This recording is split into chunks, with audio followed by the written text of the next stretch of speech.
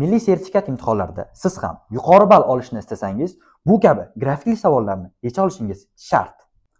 Savolimizda funksiya hosilasining grafigi tasvirlangan bo'lib, uning lokal maksimum nuqtalari nechta va lokal minimum nuqtalari nechta ekanligi so'rilgan. Ko'rib chiqamiz.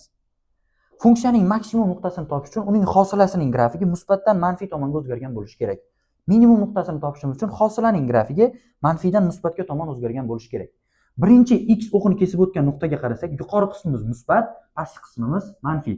Minusdan plyusga, ya'ni manfiydan musbatga o'zgargani uchun bu nuqtamiz minimum. Keyingisi plyusdan minusga o'zgarganligi uchun bu nuqtamiz maksimum. Va uchinchi kesgan nuqtamizga qaraydigan bo'lsak, minusdan, ya'ni manfiydan musbatga o'zgaryapti, demak bu minimum nuqta. Endi keyingi nuqtamiz musbatdan manfiyga o'zgaryapti, bu nuqtamiz esa maksimum. Keyingi nuqtamizga kelsak, manfiydan musbatga o'zgartiryapmiz, u minimum. Shunda bizda bu yerda umumiy 2 ta maksimum nuqta va 3 ta minimum nuqta bo'ladi. Maksimum nuqtalarimiz 2 ta, minimum nuqtalarimiz esa 3 ta bo'ladi. Milliy sertifikat bo'yicha shu kabi savollarda qiynalayotgan bo'lsangiz, sahifamizga obuna bo'lib qo'ying.